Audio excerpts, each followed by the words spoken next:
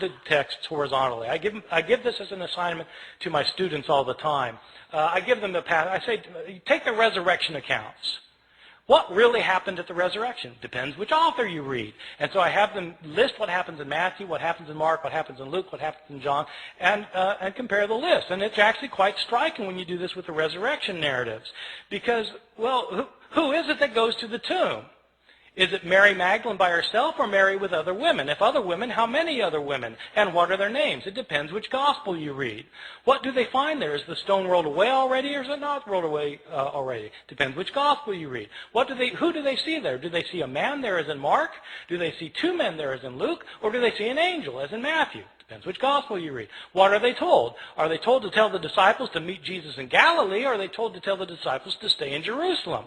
Do they go tell the disciples? It depends whether you read Mark or whether you read Matthew and Luke. If they do tell the disciples, what do the disciples do? Do they go to Galilee, or do they stay in Jerusalem? It depends which gospel you read. I mean, you just go down the line, and it's different. And that's what you get if you read these stories against each other. Well, if you do that in the story of the crucifixion in Mark and Luke, you come up with very, very different portrayals. The significance of that is not just that, okay, it's as though there are discrepancies. Yeah, there are discrepancies, but that isn't the point. The point is that if you want to know what Mark has to say, you have to read Mark and not pretend he's saying the same thing as Luke, because they're different. And so Mark has to stand on its own as a literary production. In Mark's gospel, when Jesus is being crucified, in fact, it's a very gripping scene. In Mark's gospel, Jesus doesn't say anything while he's being led to the place of crucifixion. While he's being crucified, he's completely silent. When he's hanging on the cross, he's mocked by the Jewish leaders, by the people who are passing by in front of him. He's mocked by both robbers in Mark's gospel. Jesus doesn't say anything until the end. In Mark's gospel, at the end, he cries out, Eloi, Eloi, lama sabachthani, my God, why have you forsaken me? And he dies. That's it. That's Mark. Very, very powerful and gripping. But people don't realize that this, because people think Jesus said all sorts of other things on the cross. Well, why do they think that? Because they've read Matthew, and they've read Luke, and they've read John, and they end up with the 7 last words of the dying Jesus, which are found in not one of the Gospels, but by smashing all of the Gospels together into one big Gospel. Now, it's perfectly legitimate to do that if you want to do that. If you want to read the Gospels and smash them all together so they're all right and they're all saying the same thing, but you have to realize that if you're doing that, you're writing your own Gospel. And you're making it say something that's different from any of the Gospels of the New Testament. Okay, so I mean that's the effect of doing that. In Luke's gospel, Jesus is not silent. He's not silent on the way to be crucified. He sees women weeping for him, and he turns to them and he says, daughters of Jerusalem, don't weep for me. Weep for yourselves and for your children, for the fate that's to befall you. He's more concerned about these women than himself in Luke's gospel. In Luke's gospel, he's not quiet while he's being nailed to the cross. He prays, Father, forgive them, for they don't know what they're doing.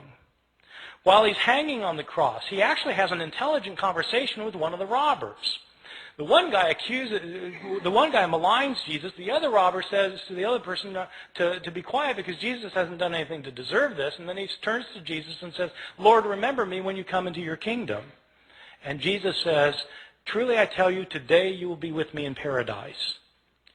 Jesus knows exactly what's happening to him in Luke's gospel. Not in Mark, but in Luke he knows exactly what's happening to him. He knows what's going to happen to him after it happens to him. He's going to wake up in paradise, and this guy's going to be next to him.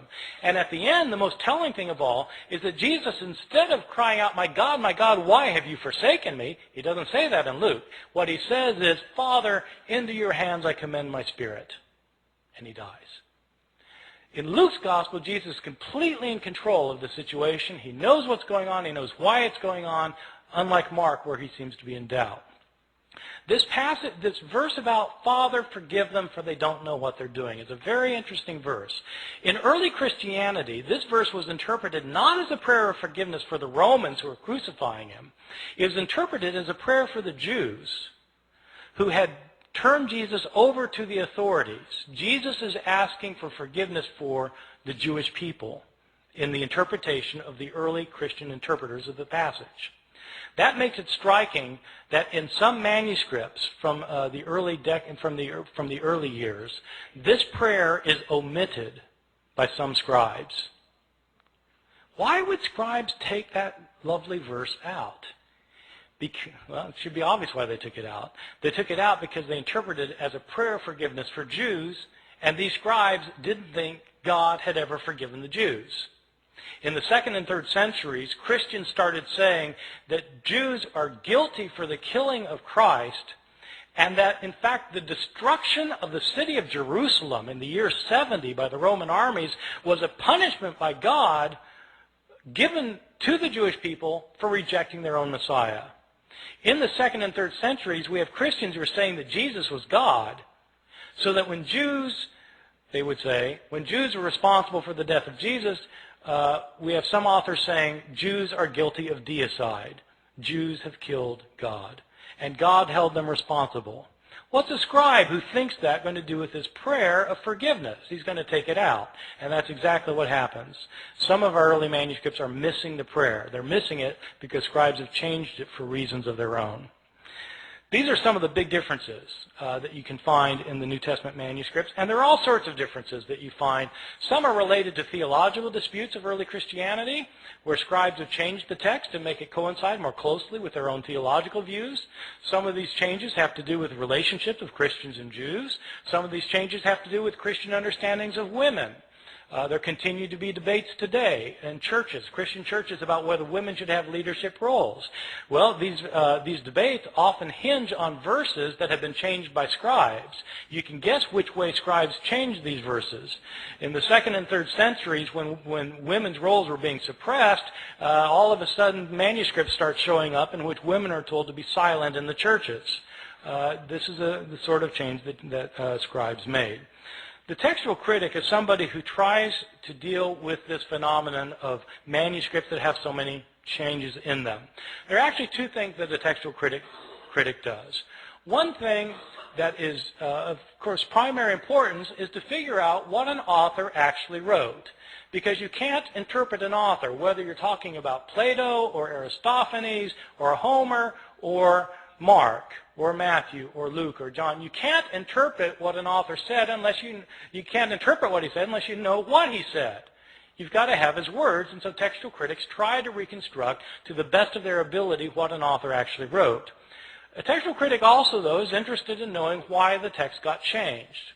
Why did scribes change the text? I mean, it's interesting to see that sometimes they fell asleep, but beyond that, what kind of theological motivations were there for changing the text? What kind of ideological influence were affecting these scribes? When we know more of that kind of information, we're better able to understand both the scribes and their own historical context as people living in the early centuries, especially the early centuries, a time period about which we have very little information about Christianity otherwise. Thank you very much.